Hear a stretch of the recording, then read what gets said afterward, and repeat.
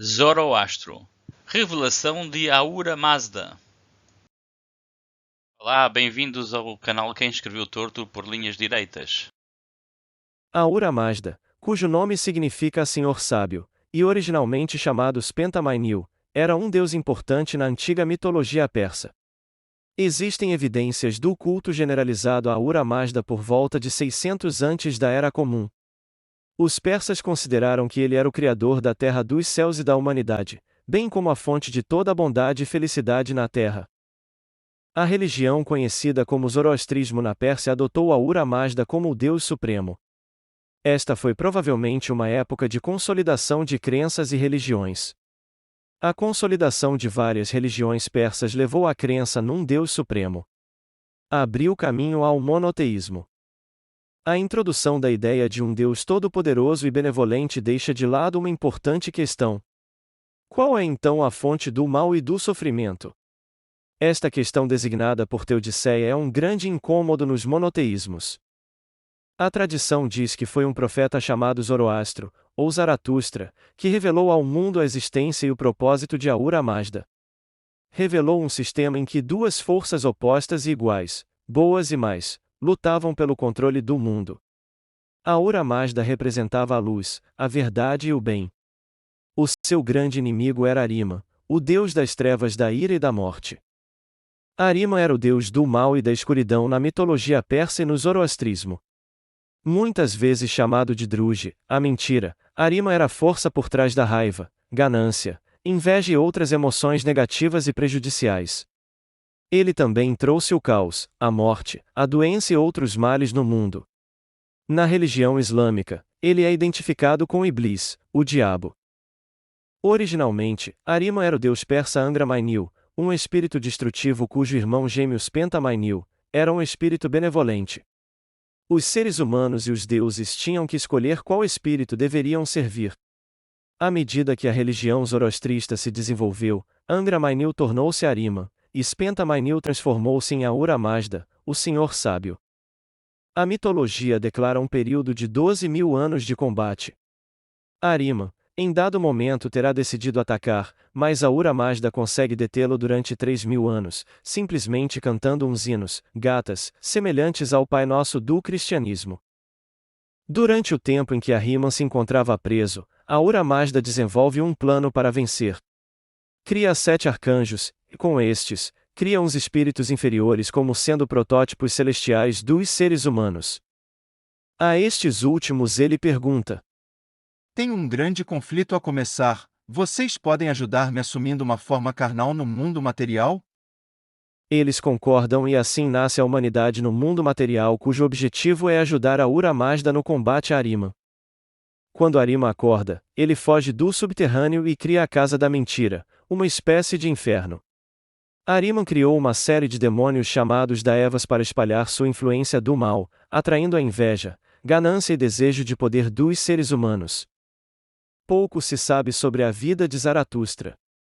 Por exemplo, é incerto quando ele viveu. Os gregos antigos especularam que ele viveu 6.000 anos antes do filósofo Platão e vários acadêmicos dataram-no no início do século VI antes da Era Comum. Outros acadêmicos aceitam que Zaratustra é o autor dos Gatas, uma parte do livro sagrado dos zoroastrianos, Avesta, que eles datam em termos linguísticos no século XIV ou XIII antes da Era Comum. Também não é claro onde Zaratustra nasceu e onde passou a primeira metade de sua vida. Todas as tribos que se converteram ao zoroastrismo inventaram lendas sobre a vida do profeta, e quase todos alegaram que o grande mestre era um deles. Usando evidências linguísticas, podemos argumentar que o autor dos Gatas pertencia a uma tribo que vivia na parte oriental do Irão, no Afeganistão ou no Turquemenistão. Os textos dos Gatas não são de grande ajuda na busca pela biografia de Zaratustra. Contém algumas informações sobre Zaratustra, mas dificilmente são dados biográficos, enquadrando-se no campo da mitologia. O Denkard, um texto em língua avéstica, mas muito tardio, século IX da Era Comum, contém um resumo de uma biografia supostamente mais antiga. Contém muitas lendas e a confiabilidade não parece muito grande. Combinando algumas narrativas obtemos o seguinte: Zaratustra nasceu na Bactria, ou qualquer outro território ariano, como filho de um nobre não muito poderoso chamado Purushaspa e uma mulher chamada Dugova. Zaratustra foi o terceiro de 5 irmãos. Ele se tornou um sacerdote e parece ter demonstrado uma dedicação notável ao humanos e gado. A família é chamada de Spitama, que é um título honorário que significa mais benéfico. Ao nascer, Zaratustra não chorou, pelo contrário, riu sonoramente. As parteiras, vendo aquilo, admiraram-se, pois nunca tinham visto um bebê rir ao nascer. Na vila havia um sacerdote que percebeu que aquele menino viria a ser um revolucionário do pensamento humano e que enfraqueceria o poder dos donos das religiões. Ele então decidiu tomar providências e procurou Purushaspa, o pai de Zaratustra, com a seguinte conversa. Purushaspa Spitama, vim avisá-lo. O seu filho é um mau sinal para a nossa vila porque riu ao nascer. Ele tem um demônio. Mate-o ou os deuses destruirão os seus cavalos e plantações. Onde já se viu rir ao nascer nesse mundo triste e escuro? Os deuses estão furiosos. Purushaspa não queria matar o seu filho, mas o sacerdote insistiu. Na manhã seguinte Purushaspa fez uma grande fogueira, e à frente de todos colocou Zaratustra no meio do fogo, mas ele não sofreu dano algum. O sacerdote ficou confuso. Zaratustra foi levado então para um vale estreito e colocado no caminho de uma boiada de 1000 cabeças de gado, para ser pisoteado. O primeiro boi da boiada percebeu o menino e ficou parado sobre ele, protegendo-o, enquanto o resto passava ao lado e o bebê não sofreu um só arranhão. O sacerdote logo arquitetou outro plano. O menino Zaratustra foi colocado na toca de uma loba que, ao invés de devorá-lo, cuidou dele até que Dugova, sua mãe, o veio buscar. Diante de tantos prodígios o sacerdote ficou envergonhado e mudou-se da vila. Ao crescer, Zaratustra perambulava pelas estepes indagando-se. Quem fez o sol e as estrelas do céu? Quem criou as águas e as plantas? E quem faz a lua crescer e minguar? Quem implantou nas pessoas a sua natural bondade e justiça? Zaratustra viveu, até aos 30 anos, quase sempre isolado, habitando no alto de uma montanha, em cavernas sagradas. Não ingeria nenhum alimento de origem animal. Um dia, Zaratustra meditava nas margens de um rio quando um ser estranho lhe apareceu. Ele era indescritível, tal a sua beleza e brilho. Zaratustra perguntou-lhe quem era ele, ao que teve como resposta. Sou Vohu Manu, a boa mente. Vim buscar-te. E tomou-lhe a mão, e o levou para um lugar muito bonito, onde 7 outros seres os esperavam. A boa mente disse-lhe então. Zaratustra, se tu quiseres podes encontrar em ti mesmo todas as respostas que tanto buscas, e também questões mais interessantes ainda. Ahura Mazda, Deus que tudo cria e sustenta, assim escolheu partilhar a sua divindade com os seres que cria. Agora, sabendo disso, tu podes anunciar essa mensagem libertadora a todas as pessoas. Zaratustra contestou. Por que eu?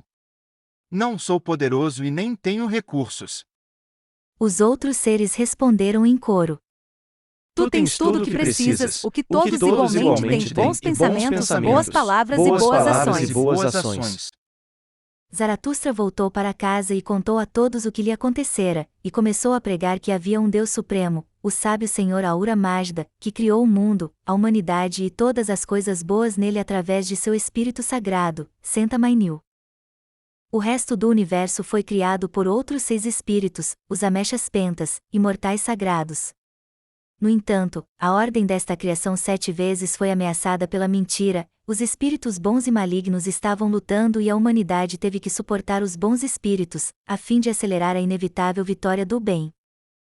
A sua família aceitou o que ele havia descoberto. Mas os sacerdotes o rejeitaram argumentando.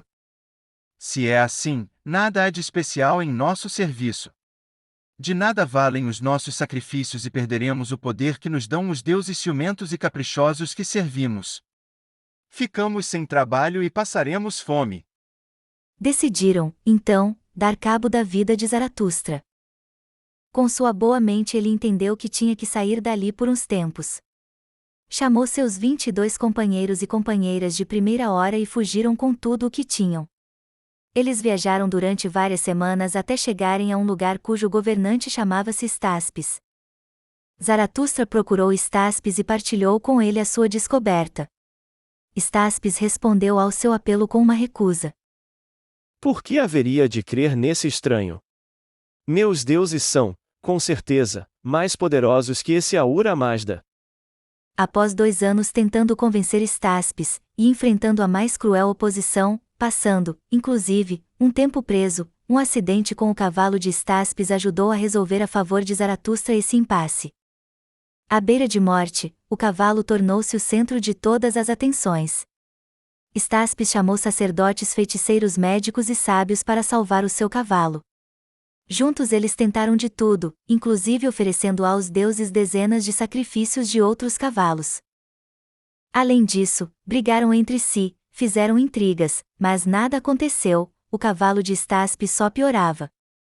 Zaratustra, que fora criado num ambiente rural, logo percebeu que ele fora envenenado. Procurando Staspes, ele sugeriu um remédio muito usado nesses casos na sua terra. Sem alternativas, embora descrente, Staspes aceitou a ideia de Zaratustra e em 2 dias seu cavalo estava de pé, sem sinal da doença. Todos ficaram pasmados e acharam que Zaratustra tinha operado um milagre.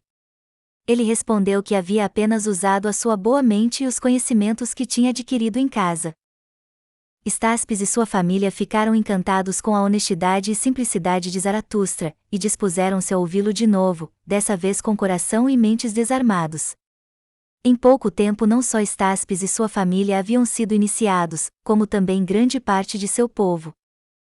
Embora Zaratustra pudesse ter usado a ocasião da cura do cavalo de Staspes para arrogar-se poderes sobrenaturais, ele preferiu ser sincero, e foi isso que de facto mostrou a Staspes a sublime beleza e profundidade da mensagem. Muitos nobres seguiram o exemplo de Staspes para se converterem à nova religião de Zaratustra. Zaratustra morou na corte de Staspes, até ser morto aos 77 anos por invasores nômadas. Alguns localizam sua morte em Bactria, Afeganistão.